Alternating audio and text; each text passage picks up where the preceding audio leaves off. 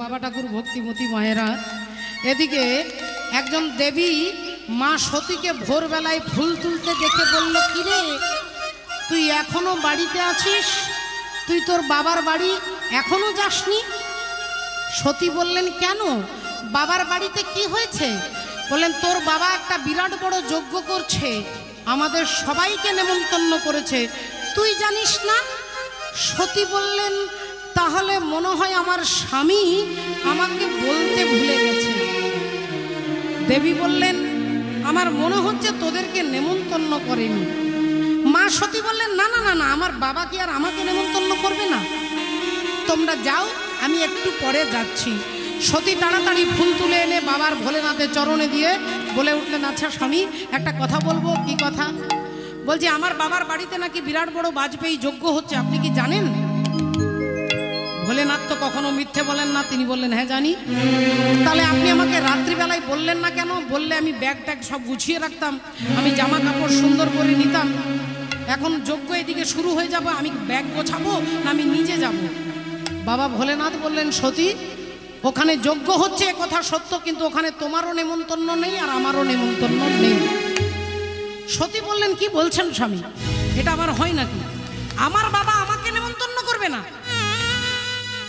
বাবা ভোলেনাথ বললেন, হ্যাঁ, তোমার বাবা তোমাকে আর আমাকে দুজনকে বাদ দিয়ে দিয়েছে। মা সতী বললেন, কেন বাদ দেবে? কেন কেন এরকম হলো? ভোলেনাথ তখন বলছে, দেখো, একদিন ভৃগুমুনির যজ্ঞে সবাই আমরা গিয়েছিলাম, তোমার বাবাকে দেখে সবাই উঠে দাঁড়িয়ে নমস্কার করলো, আর আমি চোখ বন্ধ করে ভগবানের ধ্যান করছিলাম। আমি তোমার বাবাকে মনে মনে শ্রদ্ধা জানিয়েছি, কিন্তু আমি যেহেতু ধ্যানে ছিলাম, আমি উঠে দাঁড়াতে পারিনি বলে তোমার বাবা ভেবে নিয়েছে যে আমি ওনার শত্রু। মা সতী বললেন, তাহলে তুমি যাবে না? আমার বাবা কি তোমার গুরুজন নয়? শিব ঠাকুর তখন বলছেন, বিনা নেমন্তন্নে 3 জনের বাড়ি যেতে হয়। 3 জনের বাড়ি আপনি বিনা নেমন্তন্নে যেতে পারেন। এক হচ্ছে গুরুর বাড়ি, এক হচ্ছে বন্ধুর বাড়ি, আর এক হচ্ছে হিতৈষীর বাড়ি। আপনাকে নেমন্তন্ন না করলেও আপনি গেলে কোনো অপরাধ হবে না। কিন্তু ভোলেনাথ বলছে, যদি নেমন্তন্ন করতে ভুলে যায় তাহলে যাওয়া যাবে, আর যদি ইচ্ছে করে নেমন্তন্ন না করে?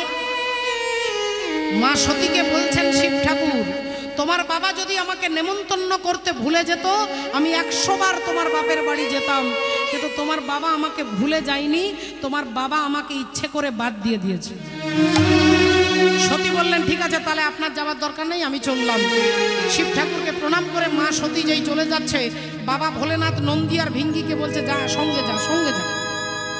এখন মা তো যে কাপড়টা পরেছিল সেই কাপড় পরেই সোজা ছুটছে, মনে মনে ভাবছে, আমি বিনা নেমন্তন্নে যাচ্ছি, আমার বাবা আমাকে দেখলে খুব খুশি হবে, আমার বাবা আমাকে দেখলেই আদর করে মাথায় হাত বুলিয়ে দেবে, আশীর্বাদ করবে, বাবা খুব খুশি হবে।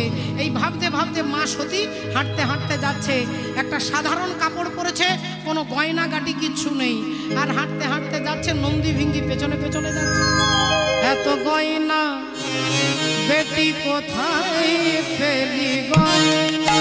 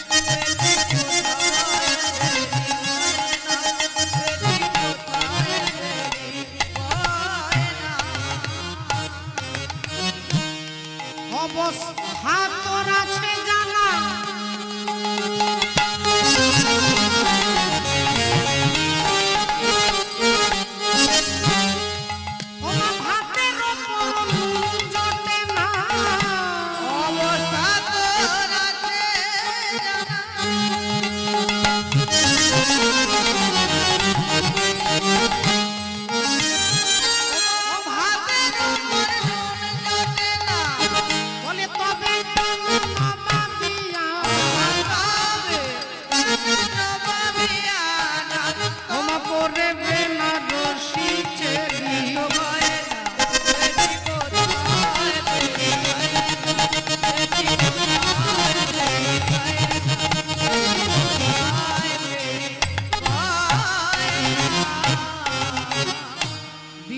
নেমন্তন্নে অনেক আশা নিয়ে, অনেক ভরসা নিয়ে মা সতী বাপের বাড়ির দরজায় পা রেখেছে। দক্ষ রাজার 60খানা মেয়ে, এর মধ্যে 59টা মেয়ে ভালো কাপড় পরেছে, ভালো গয়না পরেছে, কারণ বাবা তাদেরকে নেমন্তন্ন করেছে। তারা সুন্দর সেজে গুজে এসেছে। তার 60খানা মেয়ের মধ্যে সব থেকে ছোট মেয়ে হচ্ছে সতী। আমি নামগুলো বলবো, একটু গুনে দেখুন।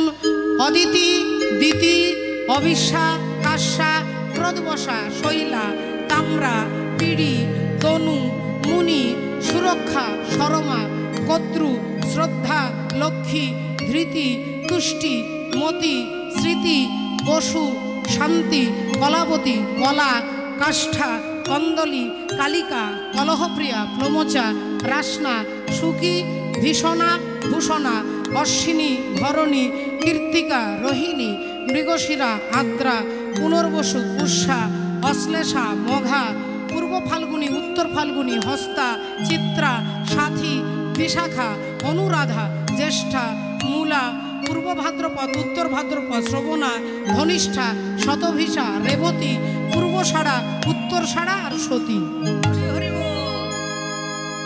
তা মা সতী হচ্ছে আদরের মেয়ে, ছোট মেয়ে।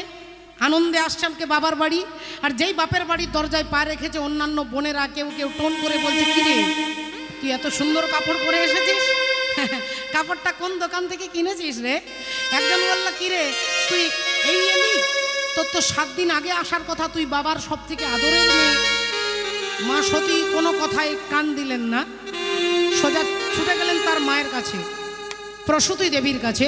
মা প্রসূতি দেবী তাকে বুকে জড়িয়ে ধরে কান্নাকাটি করে বললেন, যা তোর বাবার সঙ্গে দেখা করে আয়, তোর বাবা যজ্ঞে বসে গেছে, যা। সতী ছুটতে ছুটতে বাবার কাছে প্যান্ডেলে আসছে যেখানে যজ্ঞ হচ্ছে।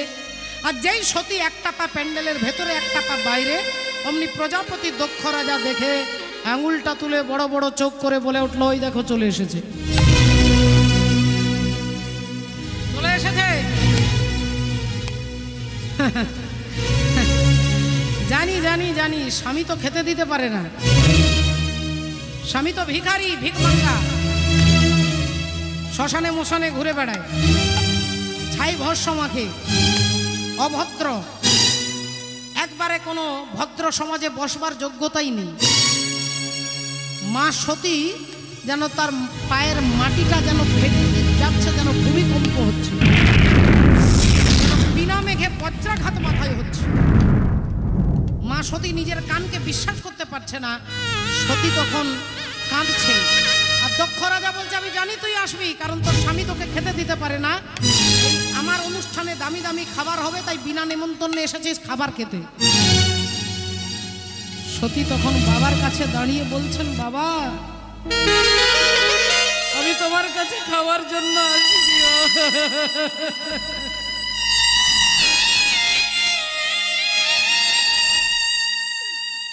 আমি তোমার কাছে খাওয়ার জন্য আসিনি,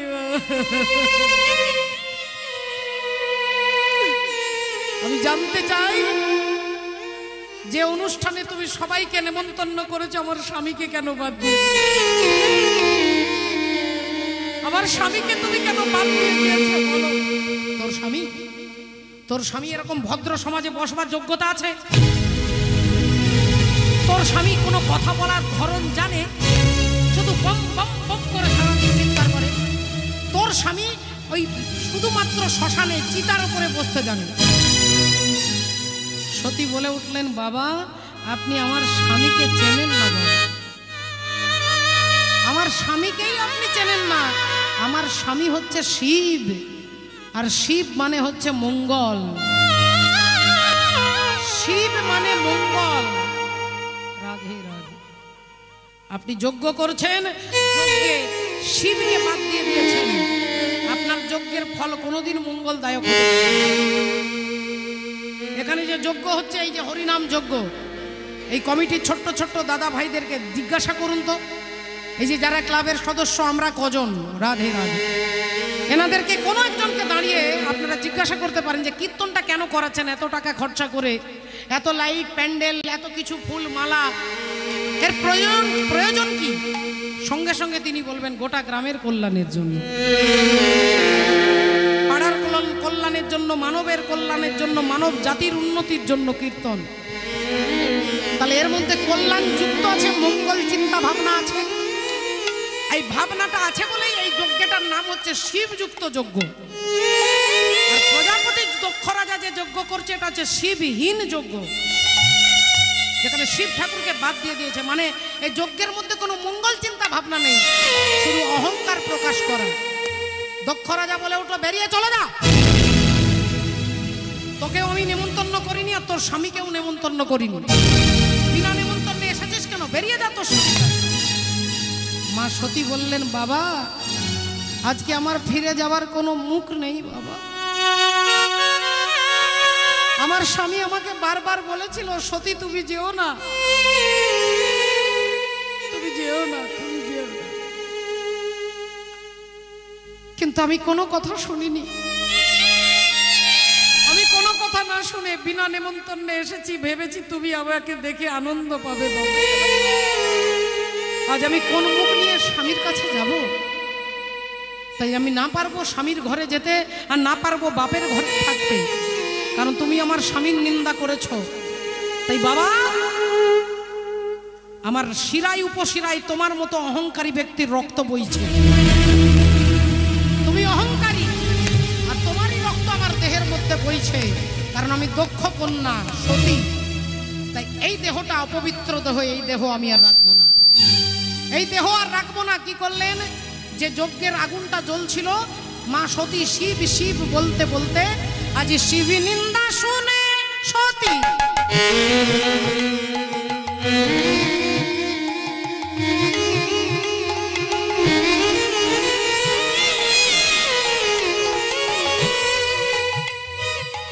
আজ শিব নিন্দা শুনে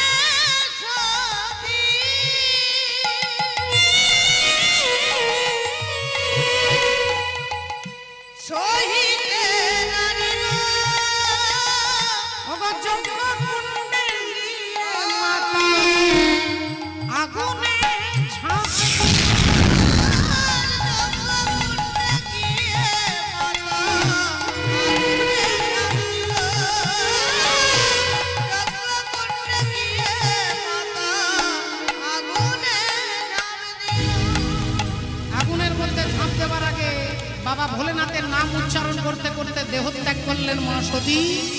আর অনুষ্ঠানে যারা যারা এসেছিল, কেউ গালে হাত দিল, কেউ মাথায় হাত দিল, কেউ বুকে হাত দিল, সবাই হায় হায় করতে লাগলেন, হায় হায়। কারণ সতী দেহত্যাগ করলেন। ভক্তিমতী মায়েরা নন্দী ভিঙ্গি ছুটে গিয়ে মায়ের পা দুটো জড়িয়ে ধরলেন, আর জড়িয়ে ধরে কাঁদতে কাঁদতে নন্দী আর ভিঙ্গি বলছে, বাবা গো, মা গো, তুমি আমাদের কথা একবারও চিন্তা করলে না, আমাদের গতি কি হবে তুমি একবারও ভাবলে না, চিরকালের মতো আমাকে ছেড়ে তুমি চলে গেলে।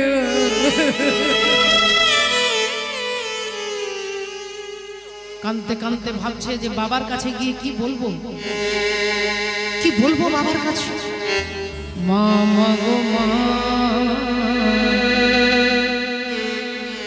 আমায় ছেড়ে কোথাও তুমি চলে যেও না। কাজের দিনে কিংবা ছুটির দিনে এলে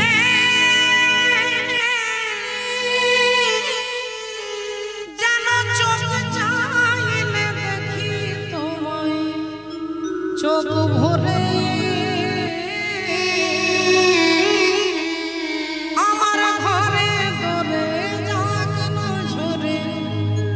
তোমার খুশির আলপনা ব্যথার ছলনা। মা গো মা, আমায় ছেড়ে কোথাও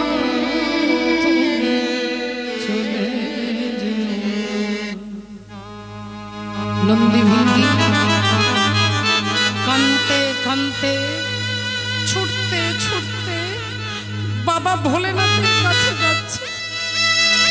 কখনো পড়ে যাচ্ছে, আবার উঠছে, আবার পড়ে যাচ্ছে। বাবার কাছে গিয়ে কি বলবো, কি বলবো বাবার কাছে, এই ভাবতে ভাবতে নন্দী ভিঙ্গি যাচ্ছে। আর এদিকে বাবা ভোলেনাথ ত্রিশূলটা মাটিতে গেঁথে চোখ বন্ধ করে কৈলাস পর্বতের উপরে বসে ভগবানের নাম জপ করছে। আজ কৈলাস পর্বতে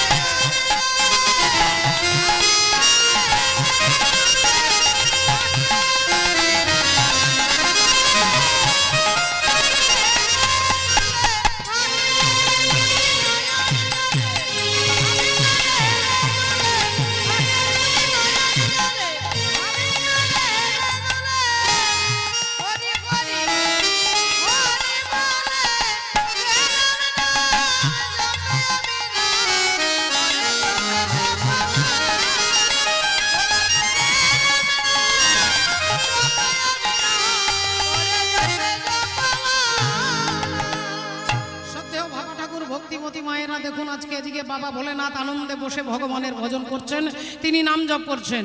রাধে রাধে। ও মা, তিনি এদিকে বসে নাম জপ করছেন, নন্দী ভিঙ্গি এসে বাবার পা দুটো ধরে আছাড় খেয়ে পড়েছে। আর যেই বাবার পায়ে ধরে আছাড় খেয়ে পড়েছে, অমনি বাবা বললেন, কি রে, তোদের দুজনকে দেখছি, তোদের সঙ্গে তোদের মা গিয়েছিল, তোদের মা কোথায়? আর যেই বলেছে অমনি নন্দী বলে উঠলো, বাবা, মা আর কোনোদিন আসবে না বাবা, আর কোনোদিন আসবে না বাবা, কোনোদিন। কেন? আপনার শ্বশুর মশাই আপনার নিন্দা করছিল, আর মা সহ্য করতে না পেরে আগুনে ঝাঁপ দিয়ে আত্মহত্যা করেছে। এবার বাবা ঠাকুর যারা আপনারা কীর্তন শুনছেন, একটু বিচার করে দেখুন, ভগবানকে পরীক্ষা করতে যাওয়ার ফল কত বড় দুষ্পরিণাম হলো, একটু চিন্তা করুন। কিছুক্ষণ আগে আপনারা শুনেছেন যে মা সতী চ্যালেঞ্জ করেছিল যে তোমার রামের কান্না বন্ধ করে দেব। ভগবানের সঙ্গে আপনি চ্যালেঞ্জ করতে পারেন না। একজন ছাত্রের অধিকার নেই যে তার মাস্টার মশাইকে পরীক্ষা নেবে। ছাত্রের অধিকার একটা লিমিটের মধ্যে আছে। ছাত্র মাস্টার মশাইকে জিজ্ঞাসা করতে পারে, কিন্তু ছাত্রের কোনো অধিকার নেই যে তিনি মাস্টার মশাইকে পরীক্ষা নেবেন। একজন মানুষের অধিকার নেই যে তিনি ভগবানকে পরীক্ষা নেবেন। এ হতে পারে না বাবা। এটা কোথা থেকে আসে? অহংকার থেকে আসে। আর অহংকার থেকে কি আসে? পাপ। অহংকার থেকে আসে পাপ। আর পাপের বাপকে, পাপের বাবাকে পাপের বাপ। রাধে রাধে। একজন ছেলে গ্র্যাজুয়েশন করে, এমএ করে, পিএইচডি করে বাবাকে এসে রেজাল্টটা দেখাচ্ছে, বাবা এই দেখো আমি রেজাল্ট ফার্স্ট ক্লাস পেয়েছি, আমি পিএইচডি করেছি। বাবা বললেন, খুব ভালো, তুই খুব ভালো, ব্রিলিয়ান্ট স্টুডেন্ট। আমি তোকে জিজ্ঞাসা করছি, বলতো বাবা পাপের বাপকে? ছেলে বলল, বাবা আজকের রাত্রিটা সময় দাও, সকালে তোমাকে উত্তরটা দেব। সারা রাত্রি খাতা উল্টাচ্ছে, বই উল্টাচ্ছে পাপের বাপকে। সারা রাত্রি বই খুঁজে কোথাও আর দেখতে পাইনি যে পাপের বাপকে। এখন সকাল হতেই বাবা জিজ্ঞাসা করলে, কি রে উত্তরটা দিবি না? ছেলে বলল, বাবা আর একটা দিন সময় দাও। এই বলে ছেলে ঘর থেকে সোজা বেরিয়ে গেলেন। আর বেরিয়ে গিয়ে ভাবলো বড় বড় পণ্ডিতদেরকে জিজ্ঞাসা করব পাপের বাপকে। এখন যাকে জিজ্ঞাসা করে সে আর বলতে পারে না। এখন হাঁটতে হাঁটতে চলতে চলতে অন্য একটা গ্রামে চলে গেছে। একটা জঙ্গলে ঢুকে দেখছে একটা সুন্দর বাড়ি, চারিদিকে ফুলের বাগান, তুলসী বৃক্ষ, তুলসী বৃক্ষের মধ্যে প্রদীপ জ্বালানো আছে, সুন্দর গন্ধ উঠছে। ভাবলেন কোনো আশ্রম, কোনো ভক্তের বাড়ি। এই বলে সেই বাড়ির দরজায় গিয়ে যেই দরজা ঠক ঠক করছে, অমনি এক অপূর্ব সুন্দরী নারী বেরিয়েছে। ছেলেটা বলে উঠল, মা আপনি এখানে থাকেন? বললেন হ্যাঁ। ইনি ভাবলেন তাহলে কোনো বৈষ্ণবী মা, কোনো ভক্তিমতী মা। বললেন, মা আমাকে একটু জল দেবেন, সারাদিন হেঁটেছি তো খুব পিপাসা পেয়েছে। অমনি সুন্দরী নারী এক গ্লাস জল এনে দিলেন। আর জলটা সেবা করে বললেন, আচ্ছা মা, এত সুন্দর বাড়ি ঘর আর কাউকে দেখছি না, আপনি কি করেন? ওই সুন্দরী নারী বললেন, বাবা আপনাকে মিথ্যে কথা বলবো না, আমি হলাম এই গ্রামের একজন পতিতা, একজন বেশ্যা রমণী, আমি একজন পতিতা নারী। যেই বলেছে ছেলেটা ভাবলো, ছি ছি ছি ছি ছি ছি, আমি তোমার হাতে জল খেলাম, আমাকে গঙ্গা স্নান করতে হবে, আমাকে প্রায়শ্চিত্ত করতে হবে, আমি একজন পতিতা নারীর বাড়িতে জল খেলাম। এই রেগে তিনি বেরিয়ে চলে যাচ্ছে। ইনি বলছেন, একটু দাঁড়ান না, একটু বাতাস করে দিচ্ছি, একটু বিশ্রাম করুন। বলে, তোমার ঘরে আমি আর এক দণ্ড দাঁড়াবো না। সোজা বেরিয়ে চলে যাচ্ছে। অমনি সুন্দরী নারী সামনে দাঁড়িয়ে বলছেন, দেখুন আপনি দয়া করে বাড়িতে একটু বসে যান, আপনাকে আমি 100টা সোনার মোহর দেব। ছেলে মনে মনে চিন্তা করলো, সেই তো আমাকে গঙ্গা স্নান করতেই হবে, জল যখন খেয়েছি, তা না হয় একটু বসে যাই, স্নান তো একবার করব, একটু বসে যাই, 100টা মোহর দেবে। এখন তিনি বসেছে, ইনি হাওয়া করছে, হাওয়া করতে করতে বলছে, আপনি আমার বাড়িতে বাবা একটু অন্ন খেয়ে যান। বলেন, অসম্ভব, আমাকে গঙ্গা স্নান করতে হবে। বলেন, যদি একটু ভাত খেয়ে যান আপনাকে আরো 100টা সোনার মোহর দেব। এই মনে মনে চিন্তা করলো, সেই তো স্নান করতেই হবে, যখন সেই তো স্নান করবো, তাই না হয় দুটো ভাত খেলাম। তা ঠিক আছে, ভাতের থালায় সাজিয়ে দিয়েছে। সাজিয়ে দিয়ে যেই খেতে যাবে অমনি ইনি বললেন, সুন্দরী নারী বললেন, দাঁড়ান বাবা, আমি আপনাকে আরো 100টা মোহর দেব, শুধু আমার হাতে আপনাকে খেতে হবে। ইনি ভাবলেন, স্নান তো আমি একবার করব, আর ভাত খাইয়ে দিলে আর ক্ষতিটা কি? বলে, ঠিক আছে ভাত খাইয়ে দিন। আর যেই ভাতটা খাইয়ে দিয়ে বলছে, আমি আপনাকে আরো 100 টাকা দেব, আমার এঁঠো আপনাকে খেতে হবে। ইনি ভাবলেন, সেই তো গঙ্গা স্নান করবো রে বাবা একবার, আচ্ছা ঠিক আছে, এটা খেলে কি হবে, সেই তো প্রায়শ্চিত্ত করবো, ঠিক আছে খাইয়ে দাও। একবার ওই পতিতা নারী খাচ্ছে আর ওকে খাওয়াচ্ছে। এইবার তিনি 500টা সোনার মোহর নিয়ে যেই বাড়ি যাচ্ছে, অমনি সুন্দরী নারী বললেন, দাঁড়াও বাবা, তুমি আগামী কাল এসেছিলে আমার বাড়িতে একটা উত্তর জানতে। কি প্রশ্নটা ছিল? বলে, পাপের বাপকে? বলে, পাপের বাপ হচ্ছে লোভ। আপনি আমার বাড়িতে এসে জলগ্রহণ করে গঙ্গা স্নান করতে যাচ্ছিলেন, আমি আপনাকে 100টা মোহর দেব বলে আপনি আমার বাড়িতে এলেন, এমনকি আমার হাতে খেলেন, আমার এঁঠোটা খেলেন। তাহলে পাপের বাপ কে হলো? না, পাপের বাপ হচ্ছে লোভ। এই লোভই হচ্ছে মানুষকে পাপের দিকে এগিয়ে নিয়ে যায় বাবা। লোভ যতক্ষণ, আমার মতো পাপী দুরাচারী জীব, এই লোভকে যতক্ষণ পর্যন্ত আমরা ধর্মের পথে পরিচালিত না করতে পারি, ততক্ষণ পর্যন্ত কৃপা হবে না। রাধে রাধে। ও যদি করবি যদি হরির ভজন, ও ভোলা মন করবি যদি হরির ভজন, তাহলে ছাঁচার জল মোড় কচাই ওঠা। ছাঁচার মোড় কচা আমাদের পুরুলিয়া, বাঁকুড়া আর বর্ধমান জেলার ভাষা। মোড় কচা মানে ওপরকে বলে, ছাঁচার জল মোড় কচাই ওঠা। মোড় কচা মানে ওপরে। রাধে রাধে। ছাদে হরি ভজন কর একা হরি সাধন,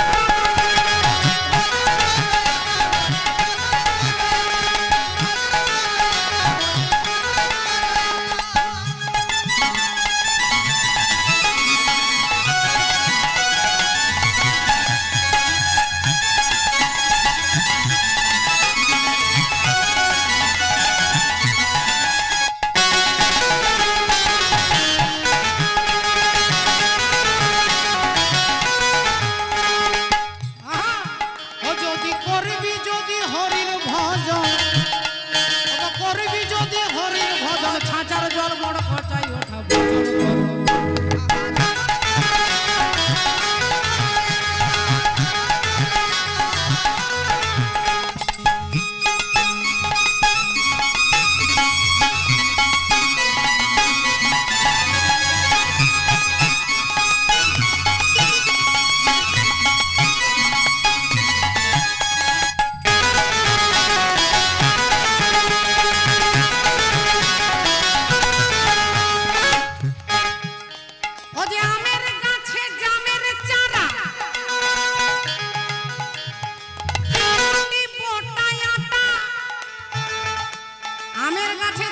চারা, 3টি মোটায় আটা, 4 রকমের ফল ধরেছে, ও খেপা 5 রকমের মিঠা।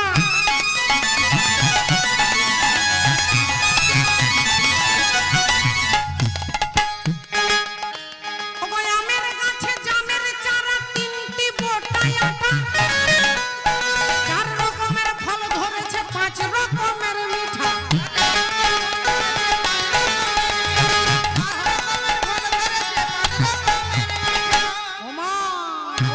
ঘরে আছে 6 জনা চোর, ঘরে আছে 6 জনা চোর। আমার দেহের মধ্যে কাম ক্রোধ লোভ মোহ মদ মাৎসর্য।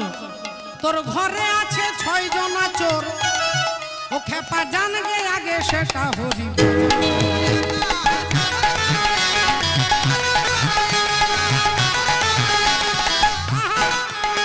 ও যে করবি যদি হরির ভজন, ও খেপা করবি যদি হরির ভজন, ছাঁচার জলময় খচাই ওঠা।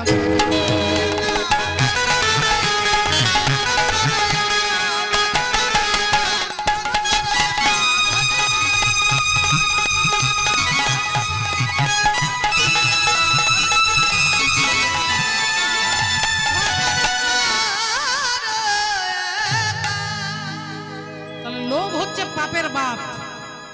চারিদিকে তাকিয়ে দেখুন, যত যত রকমের ঘটনা ঘটছে, টিভিতে দেখুন, খবরের কাগজে দেখুন, চারিদিকে এত অন্যায়, এত এত যে কষ্ট পাচ্ছে, জেলে যেতে হচ্ছে, থানায় যেতে হচ্ছে, মার খেতে হচ্ছে।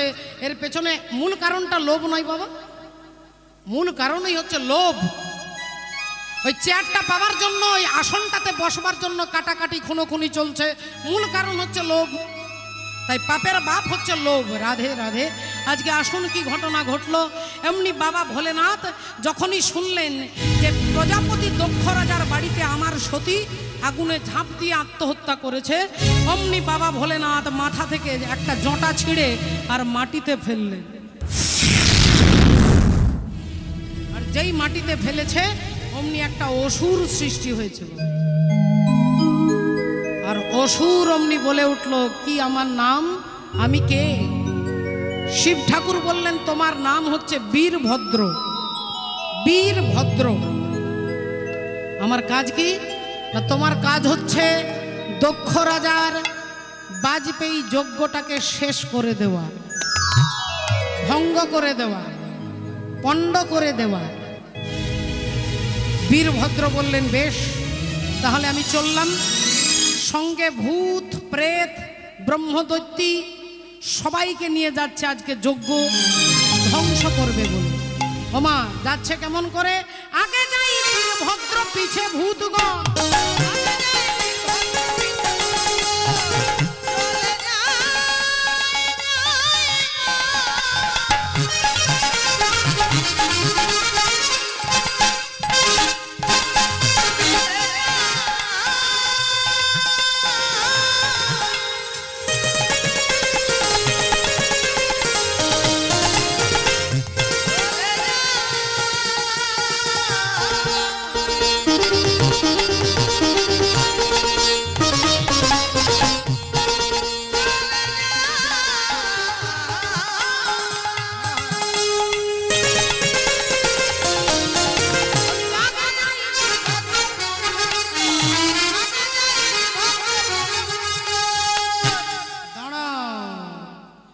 দক্ষালয়ে সবে এসেছিল।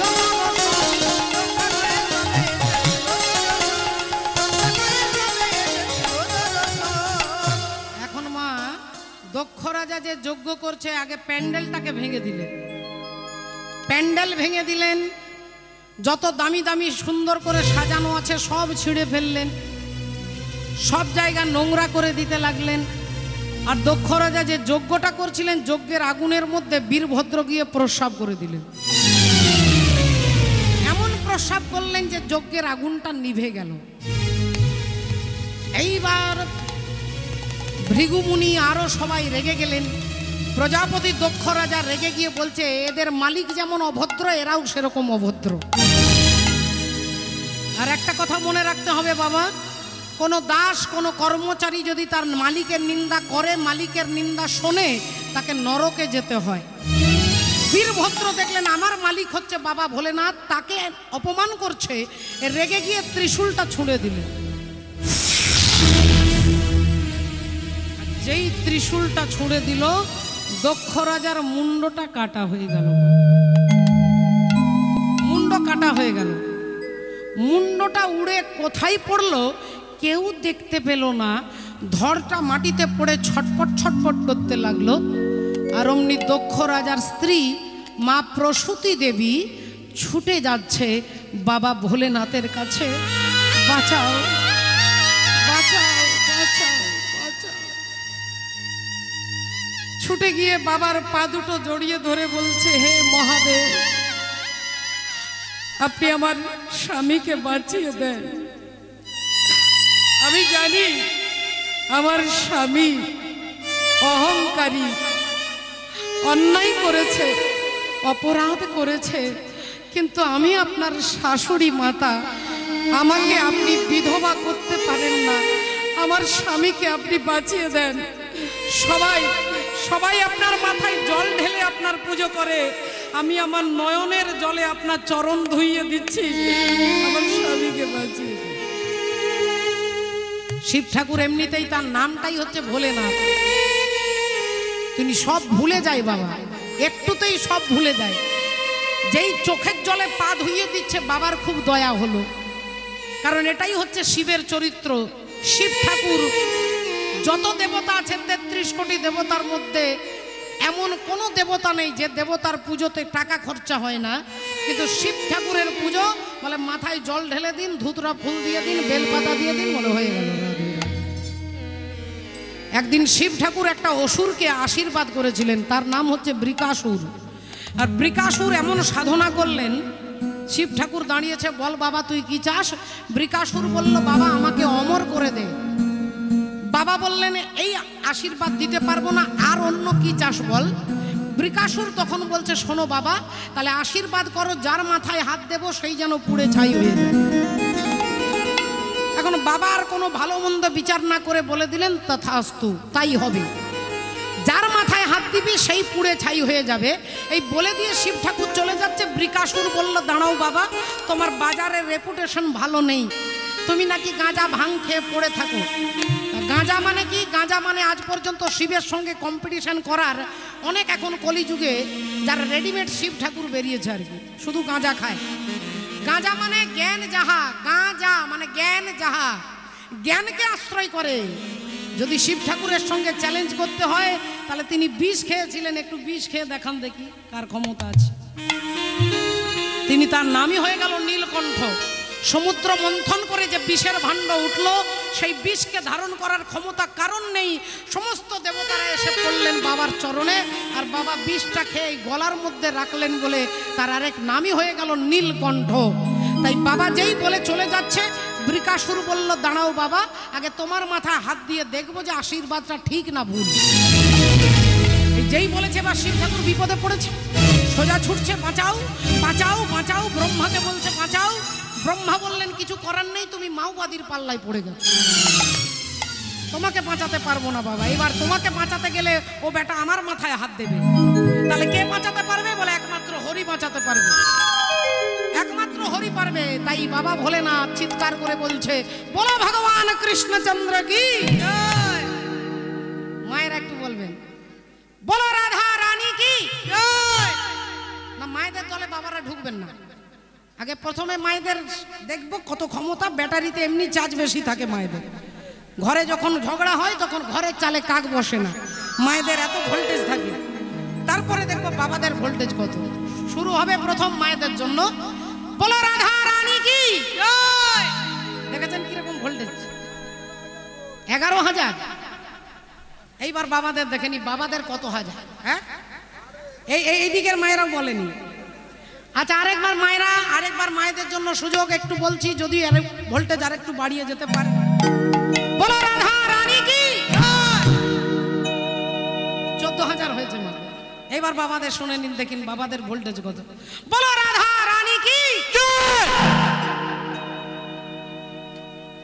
এ পুরো হুকিং করা হয়েছে আর কি। হ্যাঁ, ও জরা চল কে বৃন্দাবন দেখো,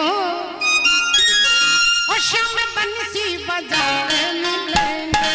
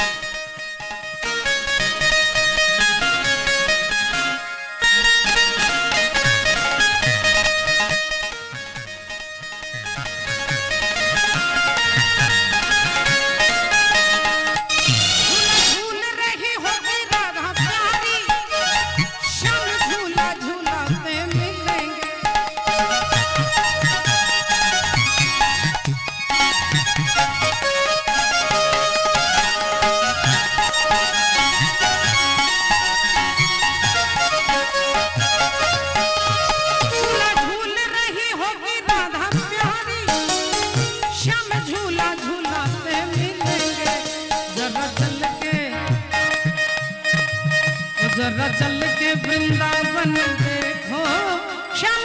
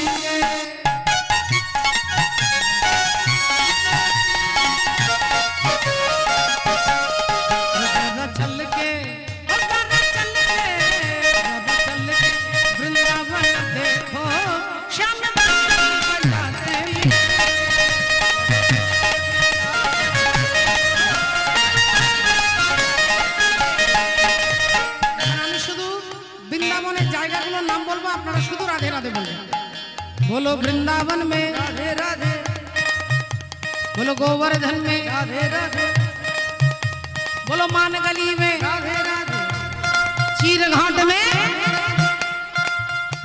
बोलो मदन कुंड में,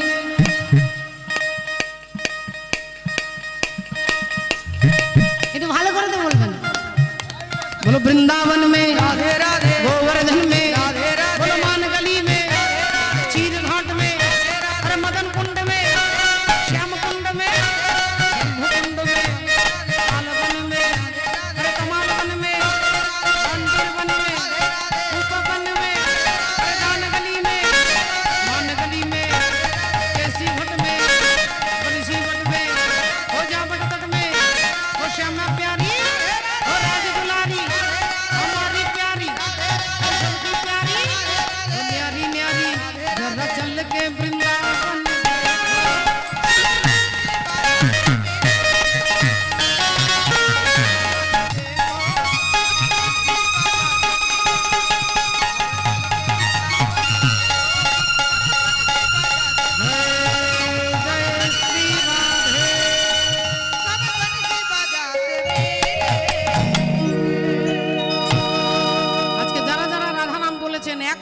হরিনাম বললে একবার যদি রাধা নাম বলে 1 লক্ষ নামের সমান হয় মাগো রাধা নাম যারা বলেছেন।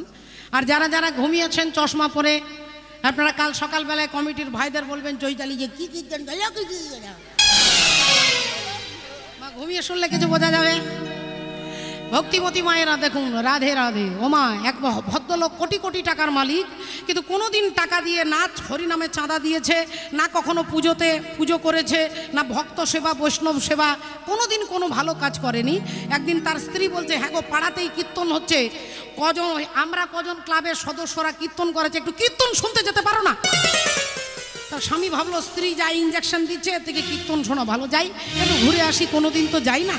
এখন ভদ্রলোক যে প্যান্ডেলে ঢুকেছে সব ভক্তরা ডাকছে, আসুন দাদা, আসুন দাদা, আসুন আসুন। বড়লোক যেহেতু সবাই সম্মান দিয়ে ডাকছে, একজন ভদ্রলোক নিজের আসনটা ছেড়ে দিয়ে বলছে, দাদা বসুন, বসুন দাদা বসুন।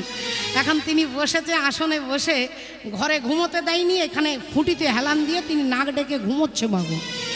কীর্তন শুরু হয়ে শেষ হয়ে গেছে, ভক্তরা উঠে চলে গেছে, সব চলে গেছে। এখন তিনি নাক ডেকে ঘুমোচ্ছে, যার আসনে বসে আছে তিনি শুধু মুখের দিকে তাকিয়ে আছে, কখন ঘুম ভাঙবে। ঘুম ভাঙাতেও পারছে না, ভয় আছে, বড় লোক যদি রেগে যায়।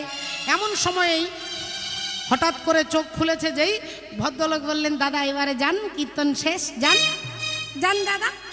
ইনি আসন নিয়ে ঘরে গেছে, ইনি বাড়িতে এসে স্ত্রী বলল, হ্যাঁ গো 3 ঘন্টা তুমি ছিলে, তা বলি কীর্তনটা কি পালা হয়েছে গো?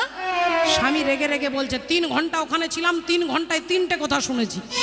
কি শুনেছো? বলে আসুন বসুন আর যান। স্ত্রী বুঝতে পেরে গেছে যে কত দামি কীর্তন শুনেছে। রেগে রেগে স্ত্রী বলছে, আমি ঘুমোচ্ছি, তুমি কি ঘুমোবে? স্বামী তো ওখানে ঘুমিয়ে এসেছে, সে আর বলতে পারছে না, বলে না না আমি ঘুমোবো না। তার রেগে রেগে স্ত্রী বলছে, তাহলে যে 3টে মন্ত্র শুনে এসেছো ওই 3টে মন্ত্রই জপ করো। বলে স্ত্রী ঘুমোচ্ছে। স্বামী ভাবছে তাহলে ওটা 3টে মন্ত্র, আসুন বসুন যান, সোজা মন্ত্র, খুব ভালো মন্ত্র। বিছানায় বসে চোখ বন্ধ করে শুধু বলছে, আসুন বসুন যান। আর ঠিক তার 1.5 ঘন্টা পরে 5টা চোর ঢুকেছে বাবা। আর চোর ঢুকে দরজা ভেঙেছে, জানালা ভেঙেছে, কাঁচ ভেঙেছে, ভেতরে যাচ্ছে, অন্ধকার ঘর। এখন ঘরের পাশ দিয়ে যেই যাচ্ছে, ইনি মন্ত্র বলছে, আসুন। চোরেরা ভাবছে, হ্যাঁ এই সর্বনাশ, এই বেটা জেগে আছে রে, এইবার কি করব, আমরা তো ভুল করে ঢুকেছি, চল আবার পিছনে ফিরে পালা চল। আর যেই এনারা পিছিয়ে চলে যাচ্ছে, ইনি মন্ত্র বলছে, বসুন বসুন। চোরের সর্দার বললে, এই রে মনে হয় চিনতে পেরে গেছে, বসুন বলছে, এবার থানাতে ফোন করবে। একজন চেলা বলল, সর্দারজি যা চুরি করেছেন এর পায়ের কাছে রেখে দিয়ে পালান। সব টাকা পয়সা রেখে দিয়ে যেই এরা চলে যাচ্ছে, ইনি চোখ বন্ধ করে মন্ত্র বলছে, যান যান। এখন এরা তো বেরিয়ে চলে এসেছে, সকাল হয়ে গেছে। চোখ খুলে দেখছি ওমা টাকা পয়সায় ভর্তি। ভাবলাম একদিন কীর্তন শুনলাম, একদিন মন্ত্র জপ করলাম, একদিনেই সিদ্ধি লাভ করে গেছি। ও গিন্নি দেখো। আর গিন্নি তখন দেখছে দরজা ভাঙা, জানালা ভাঙা, বুঝতে পেরে গেছে চোর এসেছে। বললো, স্বামী 3টে মিথ্যে মন্ত্র জপ করে আশেপাশের চোর যদি হরি বল, যদি তোমার কাছে আত্মনিবেদন করে, তাহলে কীর্তনের মূল মন্ত্রটা যেদিন জপ করতে পারবে, সেদিন তোমার ভেতরে যে 6টা চোর আছে তোমার কাছে আত্মনিবেদন করতে পারবে। আত্মনিবেদন হরি বল। রাধে। ভক্তমণ্ডলী, ভক্তিমতী মায়েরা, তাহলে দেখুন একটু লক্ষ্য করে আজকে কি ঘটনা ঘটলো। রাধে রাধে। আসুন সেই আশায়, সেই ভরসাকে হাতে করে সবাই মিলে হাত তুলে বলবো, জরা চলকে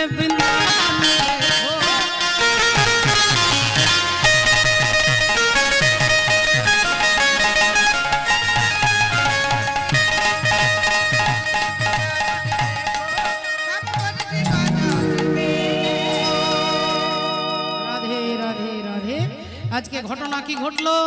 অমনি সৃষ্টিকর্তা ব্রহ্মা বললেন, আমি বাঁচাতে পারবো না। এই তখন বাবা ভোলেনাথ ভগবান হরিকে ডাকতে লাগলেন।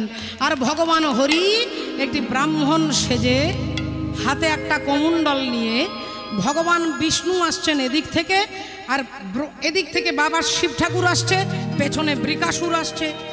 ভগবান ইশারা করে বলছে, তুমি আমার পিছনে লুকিয়ে যাও, পিছনে আড়ালে চলে এসো। এখন পিঠের দিকে শিব ঠাকুর গিয়ে দাঁড়িয়েছে। বৃকাসুর বলছেন, এই যে ব্রাহ্মণ ঠাকুর আপনার পেছনে যে লুকিয়ে আছে, আপনি ওনাকে বার করে দিন, ওনার মাথায় আমি হাত দেব। ভগবান বলে, কেন মাথায় হাত দেবে কেন? বলে, উনি আমাকে আশীর্বাদ করেছে, যার মাথায় হাত দেব সেই পুড়ে ছাই হয়ে যাবে। তা আশীর্বাদটা নকল না আসল, এটা জানবার জন্যই ওনার মাথায় হাত দিয়ে দেখবো আর কি। ভগবান হরি বললেন, এক কাজ করুন না, আপনি এত ছুটা দৌড়া না করে নিজের মাথায় একটু হাত দিয়ে টেস্ট করে দেখুন না। বৃকাসুর বললেন, আপনি কি ভাবছেন আমি কি হরলিক্স খাই না নাকি? আমার কি বুদ্ধি শুদ্ধি নেই? নিজের মাথায় হাত দেবা, যদি আমি পুড়ে ছাই হয়ে যাই। ভগবান বললেন তাহলে এক কাজ করুন, আপনি ভাবছেন আপনি পুড়ে যাবেন তো, তা হাতটা ডাইরেক্ট মাথায় দেবেন না, হাতটা একটু ওপরে রাখুন, মাথার ওপরে রাখুন। যদি মাথাটা গরম লাগে তাহলে জানবেন আশীর্বাদ ঠিক আছে, আর মাথা যদি ঠান্ডা থাকে তাহলে জানবেন আশীর্বাদের কোনো দাম নেই। বৃকাসুর ভাবলেন আইডিয়াটা খারাপ নয়। হ্যাঁ, রাধে রাধে, আচ্ছা ঠিক আছে, হাতটা মাথার ওপরে রেখেছি। ভগবান বললেন মাথা কি গরম লাগছে? বৃকাসুর বললেন না।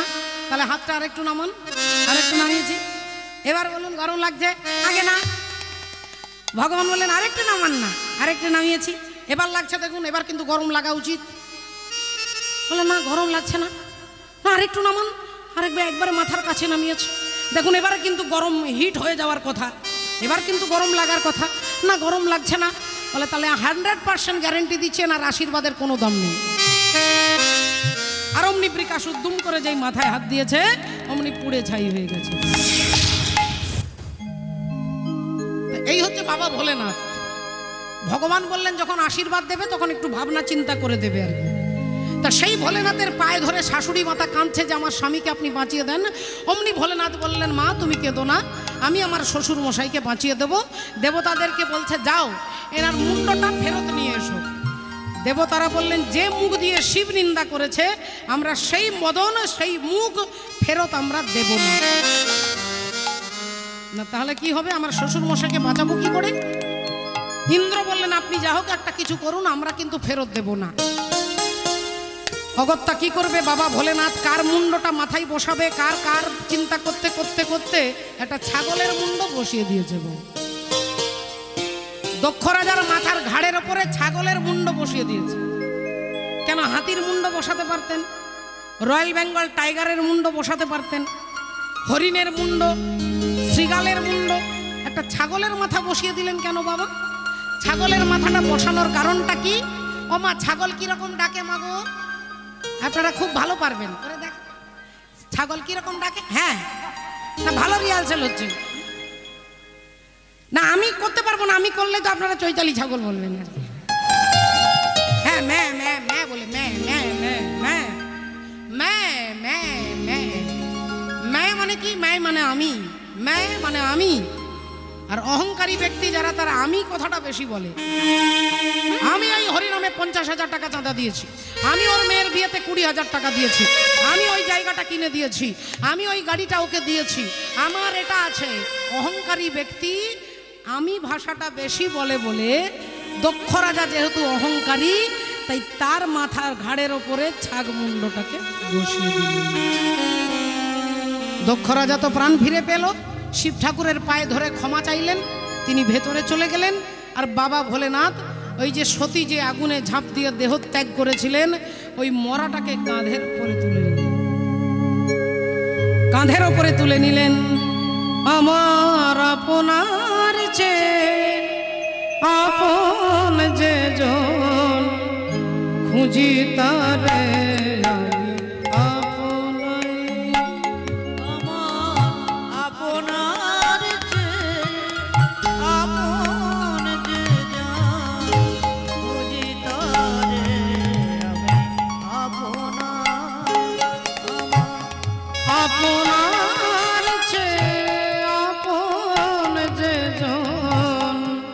খুঁজি তারে আমি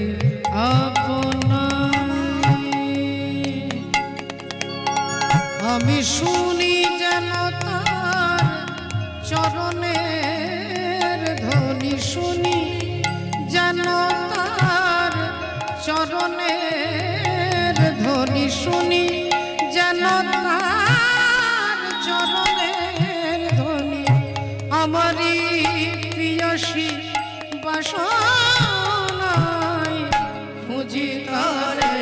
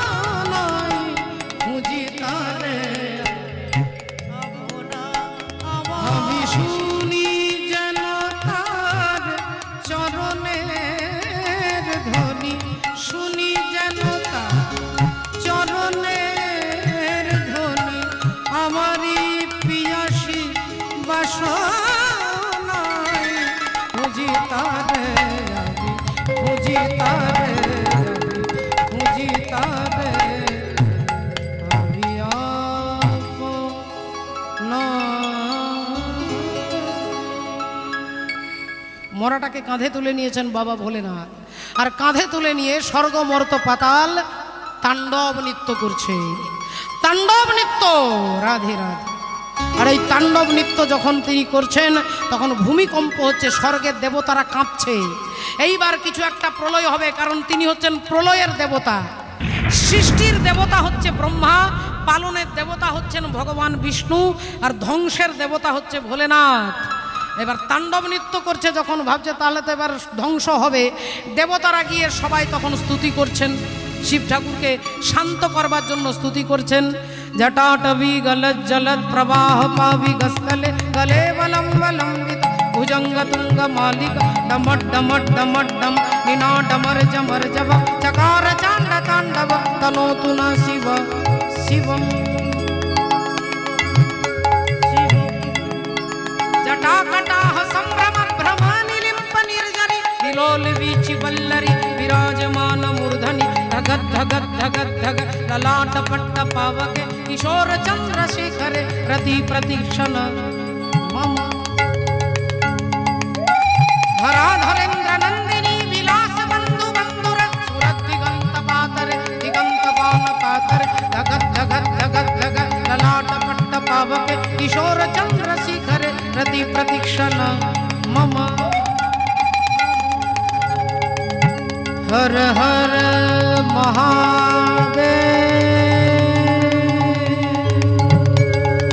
हर हर पार्वती पते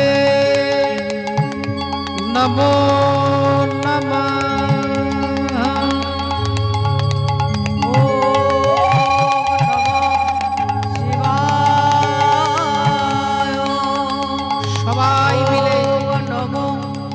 ভগবান বিষ্ণুর কাছে এলেন, আপনি পারবেন শান্ত করতে, কারণ এরপরে ধ্বংস হয়ে যাবে সৃষ্টি।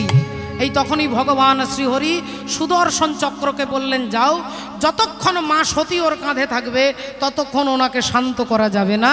তাই সুদর্শন চক্র দিয়ে মায়ের দেহটাকে 51 টুকরো করা হলো, 51 জায়গায় পড়লো, 51 সতী পীঠ সৃষ্টি হলো বাবা। একবারে কামরূপ কামাখ্যা থেকে কন্যাকুমারী পর্যন্ত 51টা জায়গায় 51 টুকরো পড়েছিল। রাধে রাধে, হরি বল, হরে কৃষ্ণ। নাম হলো সতীপীঠ হলো বাবা ভোলেনাথ। যখনই দেখলো সতী আর কাঁধে নেই, তিনি স্থির হয়ে ধ্যানের মধ্যে সমাধিস্থ হয়ে গেলেন।